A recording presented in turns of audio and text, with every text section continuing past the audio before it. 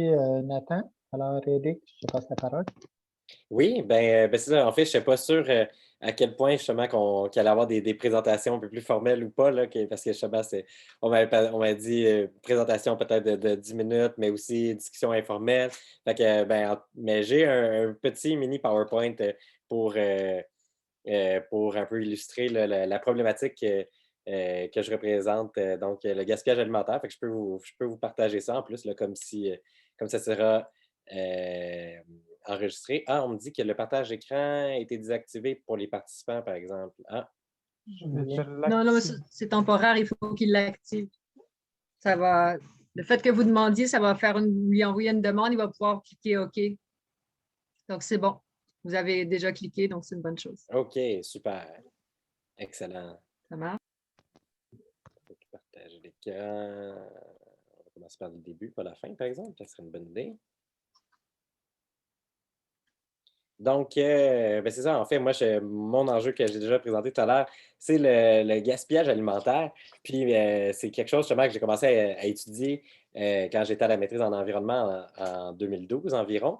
Mais, puis c'est là, en fait, que je me suis rendu compte à quel point c'est un enjeu important, tu sais, parce qu'on entend parler depuis toujours, hein, le gaspillage alimentaire. Quand j'étais petit, déjà, ma mère, elle nous disait finis ton assiette, pense aux enfants en Afrique qui n'ont pas à manger. Fait que, tu sais, c'est comme c'est un problème qu'on connaît, un problème qu'on connaît depuis des décennies, mais qu'on a toujours un peu quand même banalisé. Puis banalisé à un point tel qu'on ne s'en est pas rendu compte à quel point c'est devenu un problème tellement important.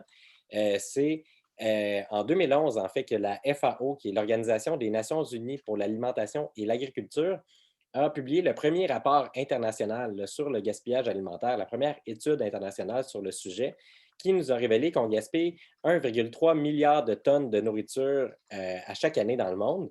Ça, on ne peut pas, ça représente quoi, ça, 1,3 milliard de tonnes de nourriture? Mais ça serait l'équivalent environ là, du tiers de l'alimentation qui est produite mondialement à chaque année. Fait qu'on gaspillerait environ là, un aliment sur trois qui est produit. C'est absolument, c'est astronomique. Là. Quand on pense à l'enjeu là, de nourrir toute la population à travers le monde, puis les 10 milliards d'êtres humains qu'on va être estimés 9-10 milliards en 2050, là, ben, c'est pas un problème qu'on n'en produit pas assez. On produit déjà assez de nourriture pour nourrir tout le monde, c'est juste qu'on la gaspille. Au Canada, les chiffres qu'on a à l'heure actuelle, on aurait à peu près la même proportion là, de environ 30 de la nourriture au Canada qui serait gaspillée. La répartition dans le système alimentaire serait la suivante, là, selon ce graphique-là, à prendre avec énormément de nuances, toujours les statistiques qu'on a parce que le gaspillage alimentaire, c'est extrêmement difficile à comptabiliser, à mesurer.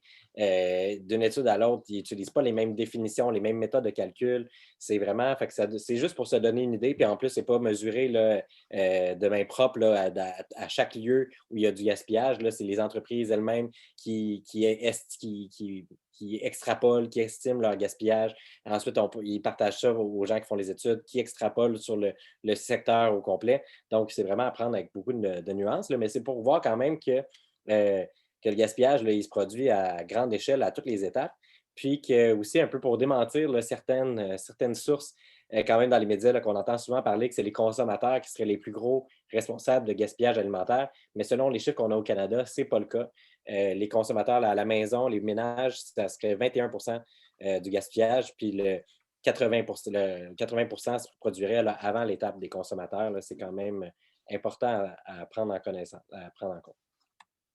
Il y a aussi, ça, c'est donc les études, les données canadiennes, mais il y a une étude qui est en cours présentement là, au Québec par Recyc Québec et le Value Chain Management International, qui est la même organisation là, qui fait les études au Canada.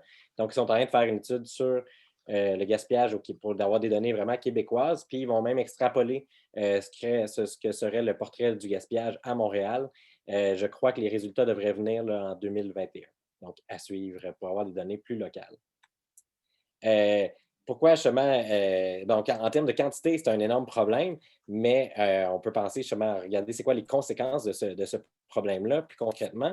Généralement, quand on pense là, ce soir, on parle des déchets, justement, aujourd'hui dans cette assemblée. Puis donc, et c'est le premier impact auquel on pense du gaspillage alimentaire, puis même des fois un peu le seul impact, on pense à l'impact du déchet. Donc, justement, si on le regarde, euh, quand on envoie les déchets à la poubelle, ça s'en va à l'enfouissement, qu'on appelle communément les dépotoirs. Puis, contrairement un peu à une idée qu'on peut avoir que les aliments, c'est pas grave de les jeter parce qu'ils vont se décomposer puis ils vont retourner à la nature, bien, c'est pas vrai dans les sites c'est pas vrai dans les sites d'enfouissement parce que c'est pas un milieu naturel. Le site d'enfouissement, c'est un milieu très, très justement artificiel où on met plein de déchets, puis la manière que les déchets se décomposent, ça engendre beaucoup d'effets néfastes, dont tout ce qui est matière organique, donc tout ce qui se décompose, qui est résidus verts, résidus alimentaires, quand ça se décompose dans un site d'enfouissement, c'est sans oxygène parce que c'est très, très compacté, il n'y a pas d'air dans un site d'enfouissement. Donc, à ce moment-là, ça crée du méthane, qui est un gaz à effet de serre 25 fois plus puissant que le CO2. Donc, même s'il y a des procédés pour capter les émissions de méthane des des sites d'enfouissement, il y a toujours des fuites. Puis, les sites d'enfouissement, ça reste justement quand même des générateurs non négligeables de gaz à effet de serre au Québec à cause des résidus verts, des résidus alimentaires qu'on envoie dans les sites d'enfouissement. Donc, ça, c'est un des impacts. Donc, c'est pour ça que dans les dernières années, là, il s'est mis à avoir beaucoup dans la mise en place de la collecte des matières organiques pour le compost ou pour la biométhanisation. Fait que ça, c'est sûr que c'est mieux que le site d'enfouissement, que l'élimination de la matière organique, parce qu'au lieu d'avoir du méthane puis d'autres effets néfastes, ben, on en retire du compost. Mais il y a quand même des effets négatifs là, à la collecte des matières organiques, notamment justement tout le transport que ça prend, les problématiques d'espace, de nuisance pour les sites où on fait le compostage ou la biométhanisation. C'est quand même pas une solution qui est parfaite, qui est pas sans impact. C'est sûr que ce qui est donc mieux, c'est si on peut faire le compostage directement à la maison pour éviter justement ces problèmes-là. Il y a quand même des limites justement aussi à ce qu'on peut composter là, directement à la maison. Fait que ça non plus, ce n'est pas une solution parfaite. Puis de toute façon, les déchets, c'est pas ça le plus gros impact, le plus gros problème du gaspillage alimentaire, même si c'est ça qu'on voit, tu sais, quand on gaspille, nous, ce qu'on voit, c'est le déchet qu'on génère. Mais en fait, à l'échelle globale du cycle de vie des aliments, on estime que la gestion des déchets, la fin de vie des aliments, ça représenterait juste 6 de l'empreinte carbone des émissions de gaz à effet de serre là, dans le cycle de vie des aliments au Québec. Fait que ça, c'est l'évaluation au Québec. Puis au niveau de l'international, on remarque que la fin de vie des déchets, ça pourrait représenter jusqu'à 8,6 des émissions de GS du système alimentaire, comparativement à plus de 70 pour l'agriculture. Dans le fond, quand on gaspille un aliment, ce n'est pas le déchet qui est le problème, c'est d'avoir gaspillé les surfaces agricoles qui ont servi pour produire cet aliment-là pour rien, en fait. C'est ça le plus gros impact, c'est que plus on gaspille, plus il faut produire d'aliments, plus il faut de surface agricole. C'est ça le plus gros impact, puis il n'est vraiment pas négligeable. Si on regarde là, en termes d'impact en termes de gaz à effet de serre du gaspillage, là, la FAO, toujours l'Organisation des Nations unies pour l'alimentation et l'agriculture, estime que si le gaspillage alimentaire était un pays, ce serait le 3e plus grand émetteur de gaz à effet de serre après la Chine et les États-Unis. Aussi, là, une autre étude qui a été faite par le Project Drawdown qui a évalué plus de 70 solutions là, pour réduire les émissions de gaz à effet de serre à l'échelle globale, pour voir c'est quoi les plus efficaces. Puis selon 2 scénarios différents, la réduction du gaspillage alimentaire arrive au top 3 des solutions les plus efficaces pour réduire nos émissions de gaz à effet de serre pour lutter contre les changements climatiques. Puis comparativement, là, on peut voir, comparativement à d'autres solutions qui ont été étudiées, donc ça, c'est selon le scénario 1, réduction du gaspillage alimentaire arrive au premier rang. Puis les voitures électriques, ça arrive au 24e rang, le recyclage en 42e position, puis le compostage en 57e position. Donc, on voit que c'est vraiment, finalement, tu sais, quand on place ça dans la hiérarchie des 3 RV, mais c'est vraiment la réduction à la source qui est la plus importante. Puis au niveau des aliments, c'est incroyablement important, versus le recyclage, le compostage, c'est vraiment, vraiment moins efficace. Parce que même si on composte un aliment, bien, il faut quand même produire plus d'aliments dans les champs pour le remplacer. C'est pour ça que l'impact est quand même assez presque négligeable finalement. C'est pour ça que moi, quand il y a des manifestations sur l'environnement, sur le climat, moi, j'ai toujours ma grosse pancarte. Je ne sais pas si vous m'avez peut-être déjà croisé avec ma grosse pancarte sur faisons de la lutte au gaspillage alimentaire une priorité dans la lutte au changement climatique, là, parce que vraiment, ça devrait l'être, mais pourtant, on n'entend jamais parler justement dans les priorités environnementales. Nos gouvernements ici sont obsédés par le transport puis l'énergie. Puis il parle à peu près pas des enjeux alimentaires parce qu'il y a le gaspillage, mais il y a aussi quelqu'un, j'ai bien aimé, qui a mentionné qu'il avait adopté un mode de vie, une alimentation végane. Bien, ça aussi, ça a des gros impacts positifs, ces changements-là au niveau de l'alimentation. Puis ça, on n'en entend jamais parler dans les politiques publiques là, par rapport à l'environnement. Puis aussi, bien, il y a des impacts économiques non négligeables au gaspillage alimentaire. Par personne, par année, on estime qu'à la maison, là, on gaspillerait de 300 à 460 $ d'aliments. Fait que c'est quand même un trou dans un budget là, de 300 à 460 $ par personne. Ça, c'est pas pour un ménage, c'est vraiment par personne. Donc, c'est quand même non négligeable. Puis, tout le gaspillage qui se produit dans la chaîne, ce n'est pas les entreprises qui le déduisent de leur profit, hein, malheureusement, ce n'est pas comme ça que ça fonctionne. C'est les entreprises, dans le fond, ils reportent, eux, les pertes économiques qui sont engendrées par leur propre gaspillage, bien, ils reportent ça sur la facture qu'ils chargent à leurs clients. Puis c'est le client final, qui est le consommateur, qui finit par payer la facture du gaspillage alimentaire dans la chaîne. Puis ça engendre donc une hausse d'au moins 10 du coût des aliments pour les consommateurs, ce qui rend l'alimentation encore moins accessible pour les personnes plus défavorisées. Fait que, ben, voilà ce qui est ce fait le tour de ma légère, ma très, très courte présentation. Je donne des conférences d'1 h 30 aussi sur le sujet. Donc, vous pouvez me retrouver là, si vous voulez en jaser plus là, sur les réseaux sociaux. Tu vas pas acheter ça par Éric Lanverdeur, mon site internet tuvaspasacheter ça.com. Puis aussi le Régal, donc comme je parlais en introduction, le Régal Réseau contre le gaspillage alimentaire à Montréal, qui est un répertoire des initiatives, des organisations à Montréal qui luttent contre le gaspillage alimentaire. Là, il faut juste que, si vous allez le voir, le répertoire, vous allez peut-être tomber sur des initiatives qui n'existent plus, malheureusement, parce qu'il a été fait il y a 2 ans, puis là, on est dû pour une bonne mise à jour, parce que ça, c'est vraiment une réalité là, dans les initiatives comme ça. C'est beaucoup des initiatives soit en démarrage ou à but non lucratif, puis qui ont de la misère, en fait, à se financer au-delà du démarrage. Fait qu'il y a quand même un certain roulement. Là. Il y en a fait que on est dû pour une petite mise à jour, mais quand même, ça donne une bonne idée. Là, puis il y en a beaucoup. Là, la majorité, je pense, existe encore toujours. Là. Fait que c'est quand même intéressant à consulter. Donc, voilà. Merci beaucoup, Éric. C'est effectivement très intéressant. Alors, comme deuxième personne, je vais passer la parole à Saad d'Incertec. Parfait. J'avais rien préparé pour cette discussion, mais j'ai quelque chose sous la main que je pourrais vous présenter à l'écran si ça vous intéresse. J'ai juste un lien à vous partager. Vous cliquez dessus dans le chat et puis on va pouvoir vous présenter et le piloter à distance. Donc, dites-moi si vous le voyez. Dites-moi quand vous êtes prêts.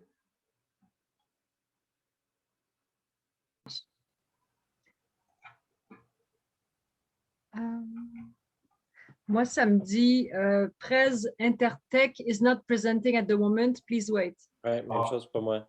OK. Et maintenant, est-ce que vous avez quelque chose?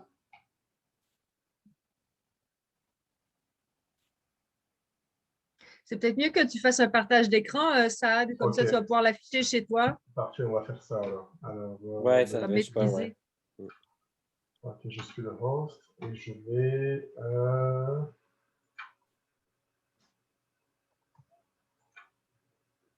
Le partage d'écran. Ouais, le bouton vert dans le milieu en bas. Voilà. Share. Je pense qu'ils sont experts chez Incertec. Ah, c'est vrai. Je suis bête. Excuse-moi, ça. Il n'y a pas de souci. Est-ce que vous voyez mon écran? Tout est beau? Oui, oui, on voit bien. Super. Bon, en fait, je n'avais pas préparé de présentation, donc j'en prends une, je réutilise, c'est le thème là.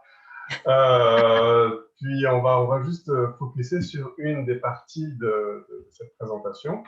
Donc, on va voir un petit peu qui est Incertec. Bon, on vous en a parlé un petit peu tout à l'heure. Donc, nous, c'est des jeunes adultes qu'on forme.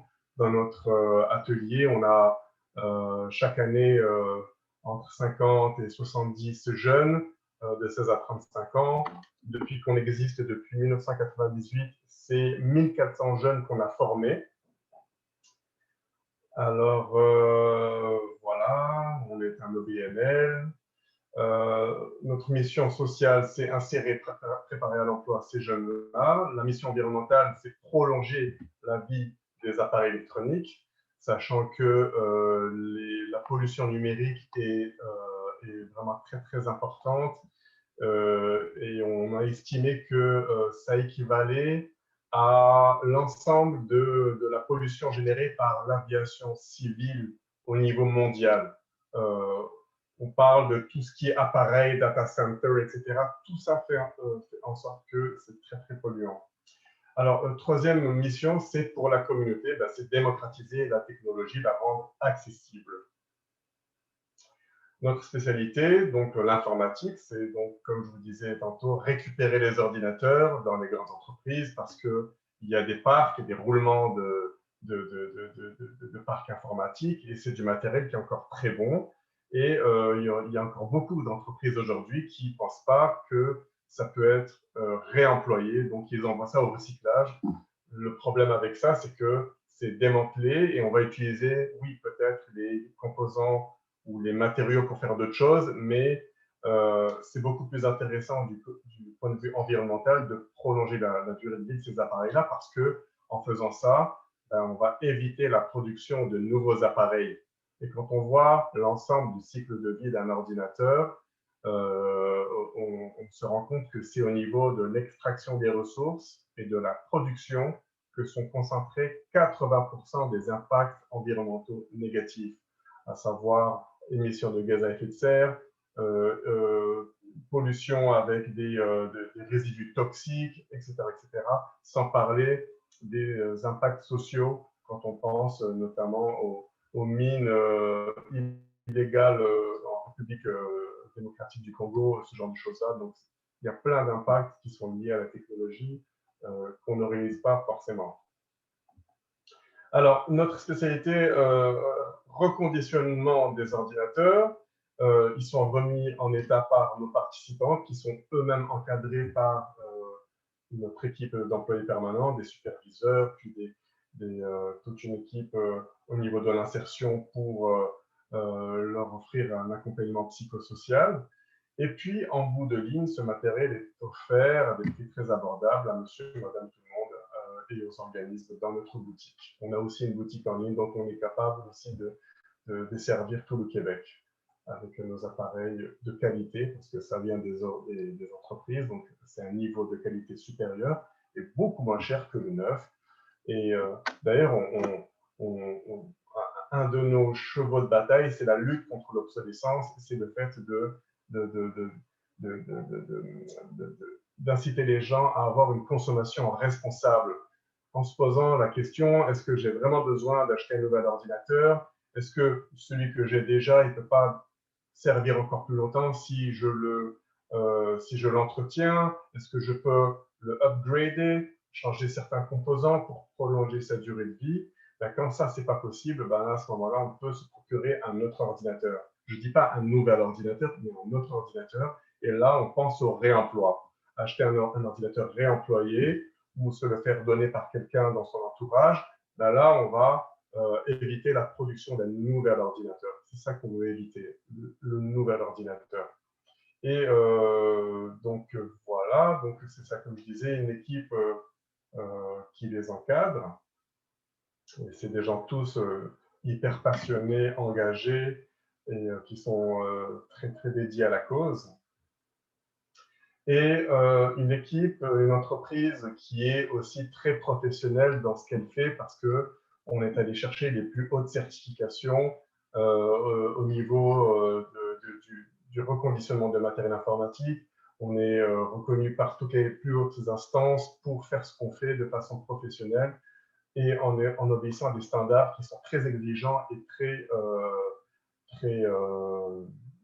c'est ça, qui mettent la barre vraiment, vraiment haut, que ce soit pour la sécurité des données, que ce soit pour le traitement du matériel, que ce soit pour la traçabilité du matériel. Donc, on a vraiment mis en place quelque chose de professionnel. Pour tout ça, on a eu pas mal de prix de reconnaissance. Je vais passer là-dessus. Notre partenaire pour l'insertion, c'est le gouvernement provincial qui qui finance l'insertion des jeunes. Comme je disais, ce n'est pas une présentation que j'avais prévue pour aujourd'hui, donc je vais passer un petit peu vite. Alors, nos produits et services, comme vous le voyez, c'est des ordinateurs, mais c'est aussi des tablettes, c'est aussi des téléphones intelligents. De plus en plus, on en fait. Chaque année, on a environ 5000 ordinateurs qu'on revend, des ordinateurs reconditionnés. Depuis qu'on existe, on a réparé, remis en état plus de 200 000, non, excusez-moi, 190 000, mais on approche du 200 000. 190 000 appareils. Alors, pour pouvoir offrir à la communauté un service complet, on a non seulement la vente d'ordinateurs sur place, sur la boutique en ligne, mais on a aussi un volet qui est la réparation. Donc des techniciens qui sont chevronnés, qui aident les gens, les particuliers, les organismes à réparer, prolonger la durée de vie de leurs appareils. Donc, même si ça n'a pas été acheté chez nous, on peut venir nous porter, que ce soit ordinateur, tablette, téléphone, quoi que ce soit, on peut venir chez Incertec pour faire réparer, pour diagnostiquer, pour remplacer des pièces, pour upgrader, pour faire des transferts de données. Bref, toutes sortes de services techniques qu'on offre sur place chez nous, que ce soit en PC, en Mac. Cours et activités techno, ça c'est un troisième volet qui complète notre offre de services. C'est bon, là on en fait moins, même pas du tout avec la Covid, des cours en groupe chez nous, mais on en fait maintenant en ligne. Donc on a plein de cours chaque semaine qui se donnent en ligne, des cours gratuits pour lesquels on a reçu du financement, notamment avec les personnes âgées. On a un financement du gouvernement provincial, donc Québec Amis des aînés. On a plein de cours aussi dans des HLM, on a plein de projets dans la communauté. Donc tout ça pour dire qu'on est comme un guichet unique pour tous les besoins techno de la communauté. Alors les horaires de la boutique, bon, ça on va passer. Comme vous le voyez ici, bon, ça c'est des images qui sont pré-Covid, on s'entend, mais c'est ce que je disais tantôt, c'est le guichet unique pour tous les besoins de la communauté. Et en plus de ça, on a pas mal d'activités qui sont gratuites, comme les réparotons. Là, on est en train de parler de peut-être refaire des réparotons quand la situation le permettra, mais je vous explique rapidement ce que c'est parce que c'est vraiment très à propos dans la discussion de ce soir. Les réparotons, ce sont des activités de réparation qui sont gratuites, ouvertes à la communauté et dans lesquelles on a des bénévoles qui sont pas forcément des experts, mais qui s'y connaissent quand même en technologie, en informatique, en électronique. Ce sont des gens qui veulent donner de leur temps pour aider les gens à diagnostiquer et, quand c'est possible, réparer leurs appareils lors d'un événement qui dure en général 3 heures. Donc, on a des gens qui viennent avec leur laptop, leur tour, leur cellulaire, leur tablette, puis on a des bénévoles qui sont là, qui les accueillent, qui leur montrent toutes les étapes. Donc, c'est pas comme apporter ça chez un réparateur, non, on embarque la personne avec nous. C'est une démarche qui est collaborative, on lui explique, on lui montre, et puis la personne s'exerce, met les mains dedans, si vous voulez. Alors, on a fait depuis 2015 une 50aine de réparotons, et puis là, on espère en refaire à nouveau quand les choses le permettront. En attendant, on a quand même une version en ligne, entre guillemets, qui est l'atelier virtuel, enfin en visioconférence, un atelier qui s'appelle « Prolonger la vie de votre ordinateur ».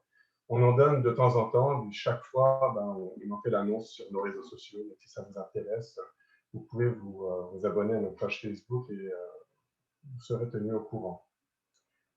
Alors, voilà pour ma petite présentation. Je ne vais pas rentrer dans le volet programme d'insertion, c'est trop axé là-dessus, mais ça brosse déjà pas mal un tableau de notre démarche pour prolonger la vie des appareils, pour éviter d'avoir des déchets techno, mais surtout d'éviter de produire de nouveaux appareils Donc là, on est dans une démarche, si vous voulez, d'économie circulaire en cherchant les ordinateurs dans les entreprises pour que ce ne soit pas des déchets, mais au contraire que ce soit retourné dans la boucle, qu'on les reproduise et que ça retourne aux consommateurs et qu'en fin de vie, ultimement, ben là, oui, on pense au recyclage. Mais tant qu'il y a un potentiel de réutilisation, de réemploi, eh ben, il faut réutiliser nos machines. Voilà. Merci beaucoup, Saad. On t'engage. Je pense que pour quelqu'un de non préparé, c'est assez champion. Merci. Alors, je passe la parole à Simon Dubé, des valoristes. Et bonjour, merci pour les belles présentations, c'était cool. Moi aussi, j'ai préparé quelque chose d'un peu informel. Je n'ai pas de présentation Prezi ni de PowerPoint, mais je vais quand même vous envoyer, peut-être que je vais vous envoyer la page web de la coopérative. C'est un peu dur à expliquer si on veut la conceptualisation du dépôt, fait que c'est peut-être mieux de l'envoyer comme ça. Donc, voilà la page web. Vous pouvez voir un peu des images, des activités qu'on avait eues pendant les derniers étés. Ça fait quand même 8 ans qu'on fait les dépôts plus saisonniers, ceux de l'été surtout, qui sont sous le pont ou près du pont Jacques-Cartier à Montréal. Et puis, depuis le mois de janvier, maintenant, on a un deuxième lieu où est-ce qu'on un deuxième dépôt, un deuxième lieu où est-ce qu'on récolte, on ramasse les bouteilles. C'est derrière, je ne sais pas si vous connaissez l'îlot Voyageur, où ce qui était le vieux terminus d'autobus au métro Berry-UQAM. Donc, c'est maintenant, ça ressemble un peu désuet quand on passe autour, mais il y a quelques commerces qui sont installés là-bas, dont Colibri. Je ne sais pas si vous connaissez le service de livraison écolo, qui est super primé et puis adoré par Valérie Plante, entre autres. On est juste à côté d'eux. Donc, c'est derrière, c'est le coin Saint-Hubert et de Maisonneuve. Donc, derrière l'îlot recycleur, dans le stationnement, on est à la porte 10. Et puis, ça, c'est le dépôt permanent, donc qui est à l'intérieur, donc qui n'est pas à l'extérieur sous le pont, mais bien dans un endroit clos. Je vais vous envoyer aussi le Facebook avec une photo de comme le dépôt à l'extérieur et puis le dépôt intérieur. Vous allez voir Steven Guilbeault qui est venu nous voir l'été dernier. Et puis, donc, la première image, c'est Steven Guilbeault qui vient nous voir sous le pont. Puis la deuxième, c'est une photo de à quoi ressemble notre dépôt de cet hiver à Berry-UQAM. Donc, maintenant, pour vous parler un peu plus de la coopérative des valoristes, c'est ça, nous, j'ai expliqué un peu le terme des valoristes, dont je vous rappelle, c'est juste un terme francophone pour désigner les gens qui ramassent des contenants consignés, donc qui valent de l'argent, mais qui ne sont pas les leurs, hein, ce n'est pas leur contenant. Si vous rapportez vos contenants, vous êtes un usager, vous êtes une personne qui rapportez vos contenants, c'est bien, mais nous, on s'adresse à vous, aux citoyens, tout le monde est invité, mais aussi à créer un sentiment de communauté, un sentiment de valorisation envers l'action, l'activité de ramasser ces contenants-là. Puis aussi de vulgariser un peu la réalité de cette communauté-là. Donc, c'est des gens qui ont la vie un petit peu plus difficile d'habitude que la plupart de nous. Et puis, la société en général aime bien tasser du côté du revers de la main, puis juste se dire, qui s'arrange, ils connaissent la réalité comme ça, ils sont habitués, on ne s'occupe pas trop d'eux, ils se débrouillent. Pourquoi est-ce qu'on aime catégoriser cette gang de gens-là comme ça? Ça n'a pas besoin d'être la réalité. Donc, nous, on crée un safe space. C'est un terme, je ne sais pas s'il existe en français, mais un endroit où est-ce que les valoristes viennent et puis se sentent comme s'ils peuvent partager des ressources, comme s'ils peuvent être appréciés pour leur travail, parce que c'est des gens qui ramassent beaucoup des déchets, qu'on se plaint, nous, de les voir et puis les voir en train de polluer l'espace public, mais qu'on ne va jamais les remercier et leur dire que ce qu'ils font, c'est vraiment apprécié par la communauté. Donc, nous, on crée cet espace-là. Les valoristes aussi, donc on parle de gens qui ne sont pas nécessairement itinérants. Il faut rapidement juste parler de cette réalité-là. Oui, il y a une population, une portion des gens qui viennent nous voir qui sont itinérants, mais c'est pas, nous, on n'est pas un centre communautaire qui va nécessairement adresser le fait qu'ils sont itinérants. On a peut-être moins que la moitié de gens, on a quand même un pourcentage quand même important qui viennent nous voir, qui dépendent vraiment de l'argent qu'ils ramassent. Mais c'est qu'on offre aussi un service qui peut aider ces gens-là qui d'habitude soutiennent, qui ont juste des fonds d'un financement vraiment minime du gouvernement, et puis ensuite qui doivent faire d'autres activités souvent pour ramasser un peu d'argent en fin de mois pour ne pas tomber dans d'autres activités. Donc, c'est une réalité d'un lieu comme le nôtre qu'on adresse, mais pas juste ça. Il y a un grand spectre de gens qui viennent nous voir. On a des gens à la retraite, on a plusieurs femmes, on a des familles, on a des gens qui veulent juste donner un petit coup de main. On a aussi des gens qui trouvent que c'est un passe-temps idéal, donc d'aller ramasser des contenants et puis ils viennent nous voir. Donc, grosso modo, c'est ça la population. Si vous avez d'autres questions sur comme les genres de personnes qui utilisent notre service, ça me ferait plaisir de vous répondre là-dessus. Pour les photos que vous avez vues pour le dépôt, j'en parlais rapidement. Donc, ça fait depuis 8 ans que l'organisme existe et puis que l'organisme a un lieu physique où est-ce qu'on ramasse les contenants, seulement les contenants consignés, tout ce qui vaut un peu d'argent. Donc, je vous rappelle, c'est des canettes à 5 sous, des canettes à 20 sous, les plus grandes, des bouteilles de bière à 10 sous, des bouteilles à 5 sous comme des bouteilles de verre, je ne sais pas moi, de kombucha ou des racinettes et des trucs comme ça. On ramasse, parfois on a des petits projets où est-ce qu'on ramasse autre chose pour faire des œuvres d'art, par exemple, mais grosso modo, c'est ça. On ramasse des millions de contenants à tous les ans. C'est hyper populaire, puis il n'y a pas tant comme, c'est souvent, les mêmes, peut-être 200 ou 300 personnes qui viennent nous voir, mais nous viennent nous voir comme très, très, très régulièrement avec des quantités massives de contenants. Donc, c'est quand même, c'est un projet qui a eu du succès dès la première année. Et puis, je pense qu'on est le premier dépôt comme ceci à exister au Québec, mais je ne sais pas si vous avez suivi les nouvelles, mais le gouvernement Legault aimerait élargir la consigne en 2022. Puis ça veut dire, je ne sais pas si vous à la maison, c'est facile pour vous de savoir quel contenant qu'il faut mettre au recyclage, au tri sélectif, ou quel contenant qu'il faudrait rapporter au dépanneur ou à l'épicerie. Je vois des oui, je vois des non, là, mais moi, j'y travaille à la coopérative des valeurs et je devrais être un expert dans la matière. Et puis, j'ai encore beaucoup de difficultés. Donc, un des sujets, un des enjeux qu'on a, nous, c'est un enjeu qui est difficile à discuter parce que c'est très politique et c'est très compliqué, on se l'entend, mais c'est l'identification des contenants. Il faut se le dire, nous, c'est juste, la plupart des gens qui viennent nous voir, qui ramassent ces contenants tous les jours, font aussi des erreurs. C'est très difficile de savoir quel contenant qui va aller au recyclage ou quel qui va être consigné. Parlant de ça, juste 2 secondes, il faut aussi dire à quel point la consigne, qui est de ramasser un contenant, qui est intact. Donc, on ne ramasse pas des contenants, mettons, de verre qui est cassé en deux. Et puis, on le redonne aux embouteilleurs. Donc, le frais de transport, oui, c'est les embouteilleurs qui vont l'assumer. Mais une fois qu'ils reçoivent les bouteilles, ils ont juste besoin de le laver et puis de le réchauffer, donc repréparer le contenant. Puis ensuite, ils vont remplir le contenant de leurs produits.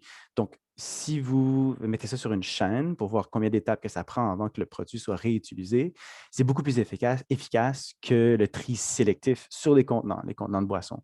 Parce que, juste rapidement pour parler comme un exemple, les bouteilles de vin, vous avez peut-être vu dans les nouvelles aussi qu'on en parlait souvent, les bouteilles de vin qu'on met dans le recyclage se cassent. Donc, une bouteille de vin qui va dans un compresseur, dans un camion, elle va se casser en plein de morceaux, puis elle va contaminer le reste des contenants. Le recyclage au Québec, comparé au recyclage dans plein d'autres pays, moi, j'habitais au Japon pour un bout. Là-bas, on divise à 7 différentes voies, 7 divisions. Au Québec, on divise à 3 différents trucs. Ici, ce qui arrive, c'est que tous les différents matériaux vont se ramasser ensemble dans le camion. Et puis, le verre va éclater, il va y avoir des morceaux de verre partout. Dans le carton, dans le plastique, un peu partout. Puis ça complexifie beaucoup les étapes de tri et puis ensuite de recyclage. Donc, nous, ce qu'on veut porter de l'avant, c'est qu'avec un lieu où est-ce qu'on rapporte les consignes, on ne peut plus directement juste redonner ces contenants-là qui sont de bonne qualité directement aux embouteilleurs. Donc, ça, c'est une force qu'on aime bien mettre de l'avant parce que les gens peuvent des fois se rouler les yeux et se dire, à quoi bon, on a le recyclage. Le recyclage, on ne va pas dire qu'il ne faut pas recycler à Montréal comme au Québec, c'est très important, mais il y a quelques limites. Donc, c'est important de les dire. Donc, notre dépôt, donc tout de suite, donc depuis le mois de janvier, depuis le mois de décembre, on a un dépôt intérieur. Je vous invite tous à venir le voir si vous avez la chance. On est ouvert du lundi au jeudi, de 8 h le matin à 2 h de l'après-midi. On prend toutes sortes de... Il n'y a pas de limite, en fait, des quantités de matière qu'on prend. Ce qui attire beaucoup les gens qui dépendent de ces petits sous-là qu'on fait à chaque fois qu'on va rapporter le contenant au dépanneur ou à l'épicerie. Il y a des gens qui nous rapportent des contenants, puis ils ont une montagne de sacs. Il y a des gens qui sortent d'un voyage, qui viennent nous voir avec plusieurs centaines de dollars dans les mains. C'est des gens qui prennent leur travail très à cœur. Puis il y a d'autres personnes qui partent avec 50 sous. Tout le monde est bienvenu. Il n'y a pas de discrimination là-dessus. C'est un grand avantage parce que quand les valoristes vont à l'épicerie ou au dépanneur, souvent les gens vont dire qu'ils ont trop de stock, que ça prend trop de temps, que ça pue. Donc, ils vont vivre beaucoup de stigmatisation aux dépanneurs et puis aux épiceries. Si vous êtes déjà allé au centre-ville de Montréal, vous savez que les épiceries vraiment au centre-ville connaissent des problèmes tant qu'à le contrôle des entrées et des sorties des personnes qui ont beaucoup de quantité, qui ont ramassé beaucoup de contenants consignés. Les autres enjeux, c'est sûr que nous, on a vraiment hâte à l'élargissement de la consigne. Un des trucs que la plupart des gens ne comprennent pas tout de suite, c'est pourquoi est-ce que les bouteilles de vin ne sont pas consignées tout de suite. Puis la réponse est il n'y en a pas vraiment de réponse. On se demande aussi pourquoi ils ne sont pas encore consignés. C'est compliqué le verre. Pourquoi c'est compliqué? C'est plus lourd. Le plus qu'une matière est lourde, le plus qu'elle va demander des coûts en transport. C'est aussi simple que ça. Une bouteille une bouteille de verre vide, comparée à quelques canettes en aluminium, ce n'est pas le même poids. OK. Donc, en 2022, on a compris que ces contenants-là sont plus lourds. On va avoir une consigne. La consigne pour les bouteilles de vin et de spiritueux va être de 25 sous. Puis le reste, tout contenant confondu, qu'il faut que ça soit quelque chose qu'on boit, donc des contenants de boissons, de 100 millilitres à 2 litres, vont tous être à 10 sous. Il n'y a pas d'affaire de vérifier qu'est-ce qui est consigné, qu'est-ce qui ne l'est pas, checker en dessous, checker par-dessus, sur le bas. Ça, c'est fini. Donc, c'est un gros succès pour nous. Là. On est ravis d'entendre ces nouvelles-là. On l'attend depuis très longtemps, mais ça s'en vient l'année prochaine. Dans 3-4 ans, on s'attend aussi à avoir les Tetra Pak et puis les cartons qui vont être consignés aussi parce que les gens ne le savent peut-être pas, mais le carton de bonne qualité est aussi quelque chose qui est très primé, qui est très recherché chez les recycleurs. Ça, c'est les nouvelles qu'on a tout de suite. Je ne sais pas trop si vous avez d'autres questions. J'aimerais aussi saluer Jean-Claude Thibault. Je pense que tu connais aussi peut-être les valoristes parce qu'on a des enjeux similaires. Mais ça, je vous invite à poser des questions plus tard. Donc, c'est ça. À bientôt. Merci beaucoup, Simon. Et puis, pour être allé il n'y a pas tellement longtemps au dépôt, au terminus, à l'ancien terminus, ouais. Ils sont vraiment très gentils. Alors, n'hésitez pas à y aller. C'est un plaisir d'aller faire affaire avec vous. Merci. Et effectivement, pour continuer dans la même veine, j'invite Jean-Claude à nous dire qu'est-ce qu'il faut faire avec les contenants de verre plutôt que de les mettre dans notre bac de recyclage. Alors, d'abord, je suis vieux et de campagne, alors je n'ai pas du tout de talent pour vous partager des documents.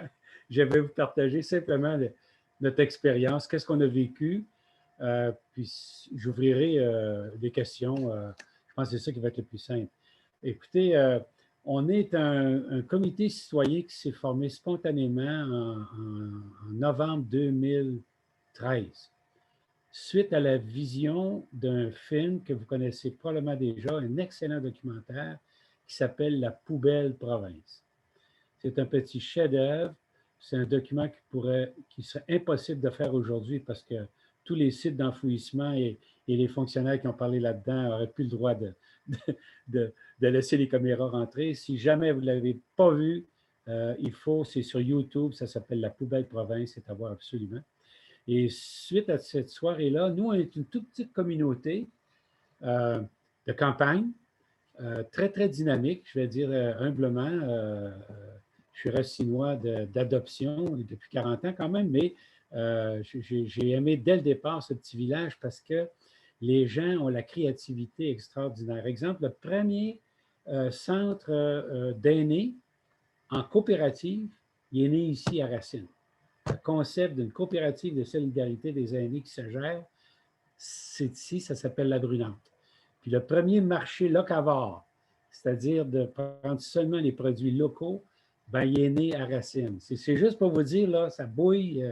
Alors, vous voyez, on est une soirée, on est 70 dans une salle, on écoute ça, et là, l'indignation monte au top assez facilement. Et on s'accote, nous autres, sur le principe dont on appelle l'action citoyenne communautaire, les fameux 3 saints. S'alimenter aux 3 saints. S'indigner, s'informer et s'impliquer. Alors, pour l'indignation, ça a été bien facile. Pour regarder ce film-là bien comme il faut, vous allez voir, ça rentre vite. Mais là, on s'est dit, ça ne se peut pas. Denis Blaquière, le réalisateur, il a charrié, ça n'a aucun bon sens, c'est bien trop. Alors, on a commencé à les voir. Nous autres, on ne veut pas croire, on veut voir, comme disait Deschamps. Et là, on était voir des centres de tri. Et là, on est tombé, on va y aller en expression paysanne, on est tombé sur le cul, on dit, ça ne se peut pas. On a réalisé que 99,9% du verre s'en allait au dépotoir. Sous le magnifique vocable que Recycle Québec et l'environnement permet d'utiliser, c'est une honte. Ils appellent ça de la valorisation. Nous, comme dévalorisation, c'est dur à battre. Et pourtant, dans les fameux 3 R et V, ce V-là me fait suer, vous ne pouvez pas savoir comment.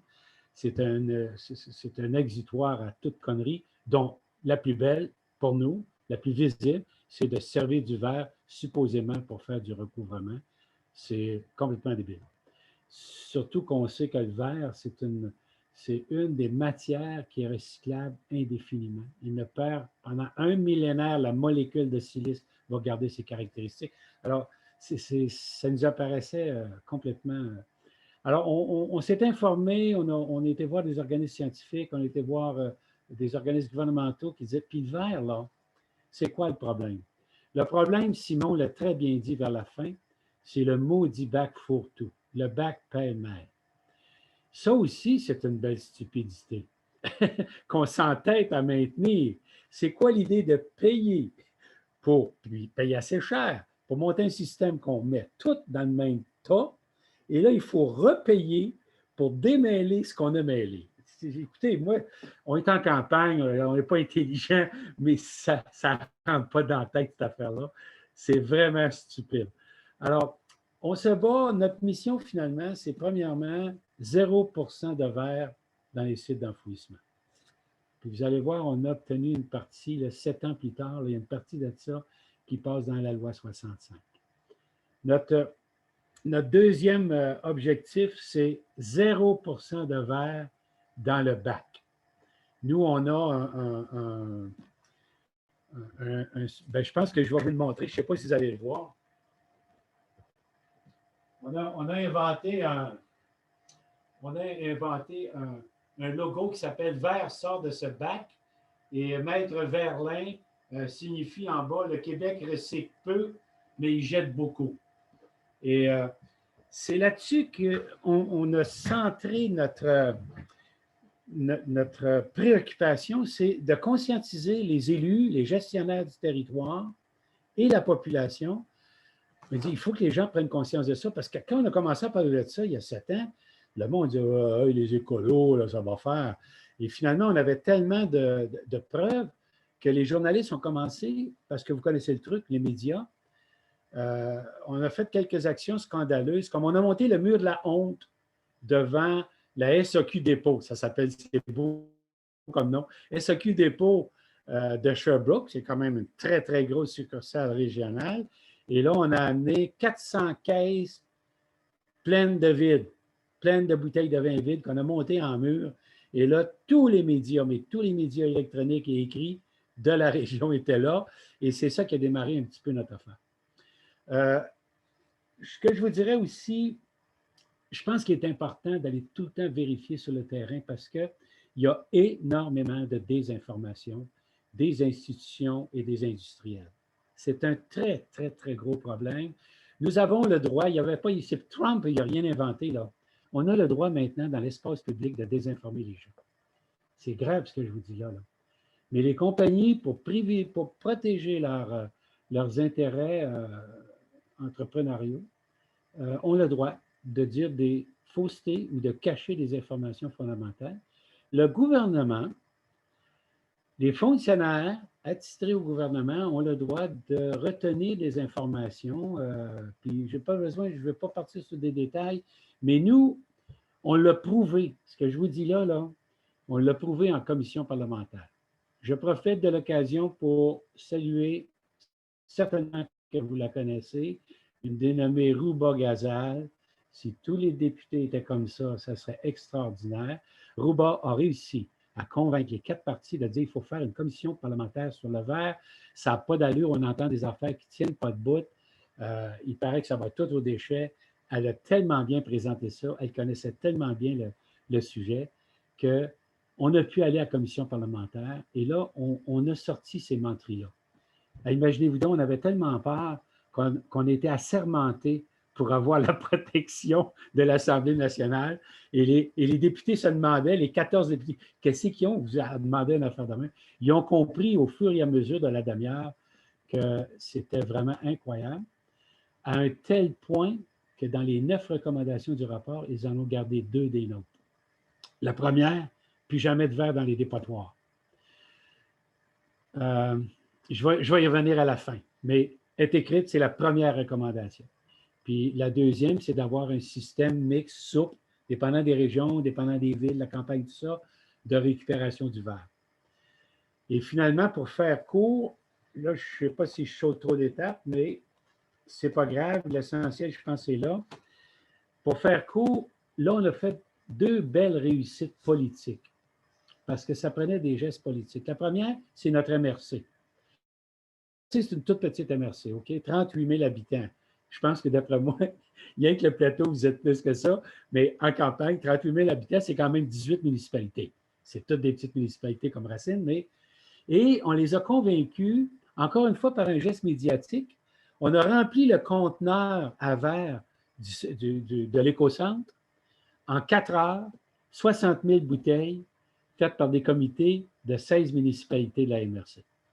Et là, ça a fait comme « oh, palais, ils sont sérieux. Ils veulent. » Parce que, je vous dis tout de suite, là, quand on met un conteneur quelque part, je vais vous voler un punch tout de suite, là, il y a près de 155 municipalités au Québec qui offrent le service de conteneur. OK?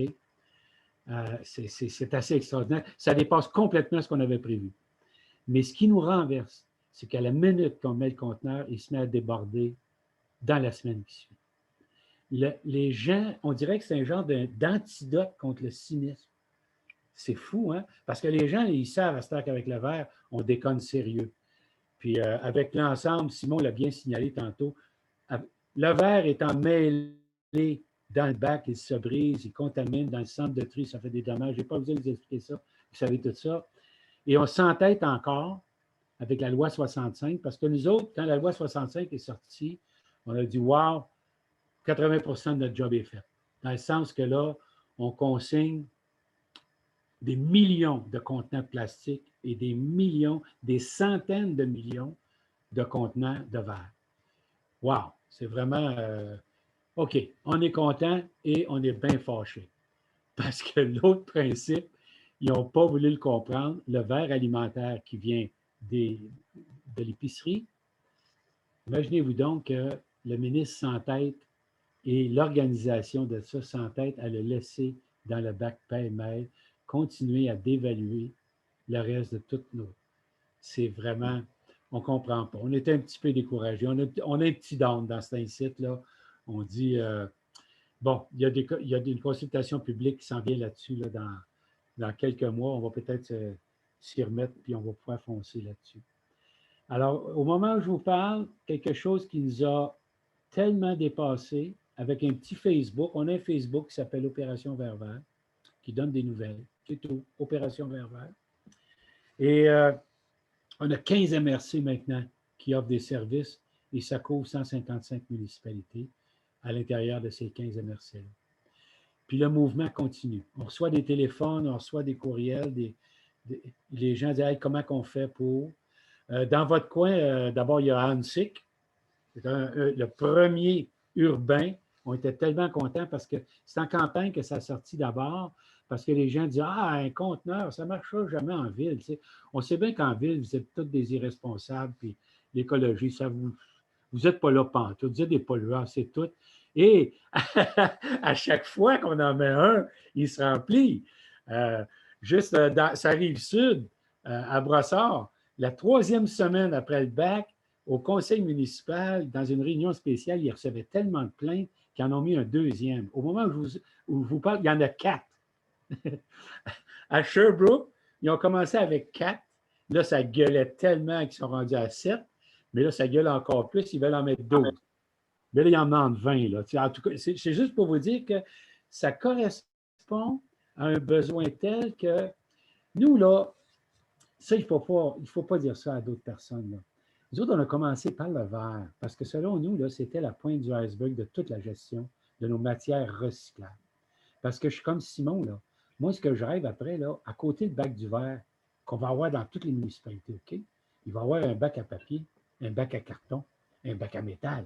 On va avoir inventé un système extraordinaire que toute l'Europe fait depuis 25-30 ans. Bon, ça, c'est un petit peu en retard, là, mais tu sais, c'est juste pour vous dire que si on gagne avec le verre, puis les valoristes, en passant, Simon, bravo, vous allez gagner avec le verre, puis il y a un punch que tu n'as pas le droit de dire, mais on sait que vous allez avoir un système de conteneurs unique au Canada. Et là, vous, là, avec ce système de conteneurs-là, vous allez faire tomber sur le cul le ministre qui va dire « Oh mon Dieu, je pense qu'il faut qu'on s'occupe et tout. » Je ne peux pas en dire plus long. Hein, Simon, je ne peux pas en dire plus long, mais sachez que d'ici, mettons, 8-9 mois, il va y avoir une démonstration comme quoi il y a moyen d'être intelligent et de sortir tout le verre du bac et de sauver tout le verre. Mon seul et dernier regret, je termine là-dessus, j'espère que je n'ai pas trop dépassé le temps, c'est, j'aimerais ça qu'on aille à une autre étape. Dans les verres de la SEQ, il y en a 24 % qui est tout du verre réutilisable. Tu sais ce qu'on appelle le type Bordeaux, là? La bouteille Bordeaux, là, c'est la bouteille, il y a 800 000 bouteilles Bordeaux par année que la SEQ en bouteille pour aller chez les dépanneurs. C'est 800 000 bouteilles. Que malheureusement, dans le système actuel, celui qu'on a proposé parce que c'était le plus simple, le plus efficace, malheureusement, il faut les briser puis refaire du verre avec. Bon, c'est mieux que mettre ça dans les dépotoirs, merci. C'est mieux que de contaminer toutes nos autres matières recyclables. Mais un jour, j'espère que dans 4-5 ans, on va se réveiller et on va dire « Hey, coudonc, à SEQ, là, si tu mettais des boîtes vides à l'entrée, là, puis que les gens ramenaient le Bordeaux, parce que, croyez-le ou non, les gens sont capables de distinguer une bouteille Bordeaux qu'un autre type de bouteille. Ils sont étonnamment intelligents. Rien qu'à ramener, comme ça se fait dans beaucoup de pays, surtout en Scandinavie, les pays scandinaves, eux autres, là, ils rentrent puis ils mettent les bouteilles. Ils font ça parce qu'ils vont acheter du vin, ils ramènent du vin. Il paraît qu'on fait ça avec la bière depuis à peu près 60 ans. On est bon, hein? Mais en tout cas, tout ça pour vous dire que, voilà, c'est beau. C'était juste pour vous dire qu'on est rendu un beau petit bout, puis on espère que le reste va se placer avec des exemples comme les valoristes. Merci. Merci beaucoup, Jean-Claude. Et puis, pour ton information, on a un représentant de l'équipe de Rubagazel avec nous ici ce soir, Julien Deschaines. Alors, il doit être très content de t'entendre dire la vérité sur le travail que fait Ruba là, pour réduire les déchets et faire en sorte que ce soit revalorisé, non pas revalorisé, mais diminué. Alors, vous avez déjà commencé à mentionner des enjeux et des revendications.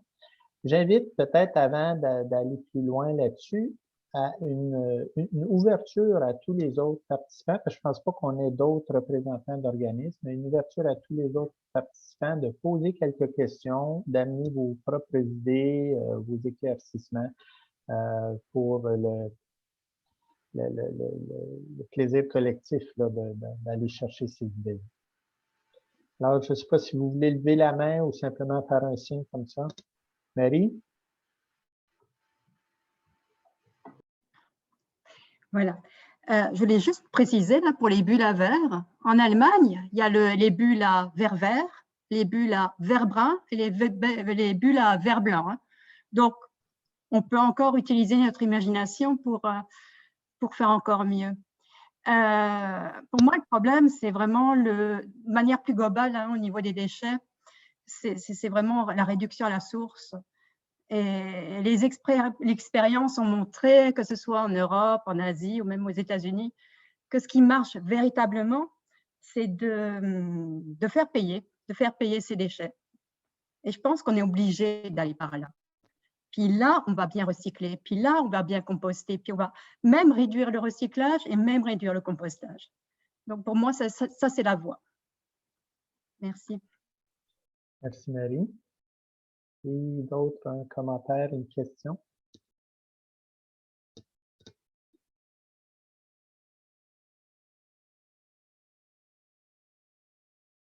Claudia? Oui, si je suis la seule. Moi, ce que je veux dire, c'est qu'il y a tellement de bonnes idées dans tout ce que vous avez dit. Je me demande si, le seul problème qu'on a actuellement avec tout ça, c'est que ce n'est pas partout, en fait. C'est des réparatons, il en faut par quartier, des cloches, il en faut à tous les 3-4 coins de rue. Un peu ce que fait les valoristes, il en faut aussi dans tous les quartiers. C'est ça, c'est qu'est-ce qui manque pour qu'on soit rendu là et puis qu'on. Puis quand est-ce qu'on va pouvoir systématiser les bonnes idées? Parce que ça fait un petit moment que ça existe. Je veux dire, même le réparoton, un certain quand tu as parlé de ça, moi, j'étais comme, oh, wow, je ne pensais même pas que ça se faisait dans le coin. Je ne savais pas, en fait, qu'il y en avait un qui n'était pas loin. J'aimerais ça qu'il y en ait un encore plus proche, personnellement. Il me semble que sur le plateau, on est rendu là. Mais bon, il faudrait qu'il y ait tout ça partout. Ouais, Sad, tu as une piste? Oui, à vrai dire, le réparaton, il est nomade. Oui, on en fait à un Certec, mais on en a fait plein partout, dans des écoles, dans des cégeps, universités, cafés, même au complexe des jardins, on en a fait, dans des entreprises, des réparatons corpo, des réparatons jeunesse. Donc, on est vraiment mobile. Quand ça va revenir, on pourra s'en reparler, puis en faire un au plateau. On avait fait au Parc La Fontaine, il y a 2 ans, qui était vraiment super. En extérieur, en plein air, c'est super. Ouais. Ah, ça serait possible avec le temps de COVID de faire du plein air? C'était dans le chalet, c'était à l'intérieur. Oui, à l'extérieur, ce ne serait pas faisable, hein, parce que c'est trop. On perdrait toutes les petites bébelles. Oui, c'est ça. Puis si jamais il pleut, là, on est mal pris avec l'électronique. Oui, c'est un fait. Mais le réparoton, juste pour savoir, c'est vraiment que pour l'électronique, c'est pas pour l'électrique. Hein? Non, ça, c'est les Repair Café. Oui, OK. Merci. Merci. Jean-Claude? Claudia, je trouve que tu poses une question fondamentale. Je pense que d'une part, il y a un vieux dicton qui dit, ou une maxime qui dit, on ne peut compter que sur soi-même, hein, pour réaliser des choses. Il faut compter beaucoup sur la réaction citoyenne communautaire. C'est dès qu'il y a un noyau qui se forme. Tu sais, nous autres, on a commencé, il y avait un village sur les 18 pendant 3 ans. Et tout d'un coup, ça fait les 16 des 18 villages ont eu accès à des conteneurs. Puis cette MRC-là, tout d'un coup, une autre MRC, mais pas grâce à la MRC, grâce à des comités de citoyens, ils disaient, hey, à côté, là, il paraît qu'ils réussissent. Je ne sais pas si tu comprends l'idée. Il faut être patient, il faut être persévérant, mais il faut d'abord s'adresser uniquement aux citoyens. C'est lui qui a le pouvoir d'agir. L'élu en haut, là, il n'attend rien que la pression. Mais de lui-même, là, ils ont 25 millions de bonnes idées. Tant qu'ils ne savent pas qu'en bas, les gens vont l'appliquer, la bonne idée. Puis la façon, c'est de faire des pressions médiatiques, des pressions. Moi, je pense qu'un truc très simple, tu te fais un noyau solide de 5-6 citoyens, citoyennes convaincus. Et là, tu vas faire un beau mot que j'aime, du lobby communautaire auprès de 1 ou 2 conseillers. Tu t'attaches à 1 ou 2 conseillers, cherche les intelligents, il y en a, souvent, il y en a. Et dans les intelligents, tu leur dis, regarde bien là, cette chose-là, là, elle marche, elle existe là. Si tu savais à quelle vitesse nos concitoyens dans nos 15 MRC, ont vendu ça. Nous autres, des fois, on n'en revient pas. Mais c'est ça le truc. C'est les citoyens qui décident de tout. Merci, Et Jean-Claude. Catherine?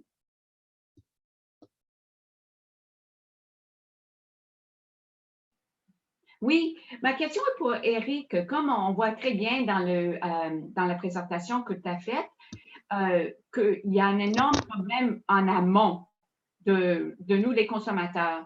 Qu'est-ce que vous proposez ou quelles idées avez-vous pour s'attaquer au problème au niveau de la production, puis aussi de la transformation?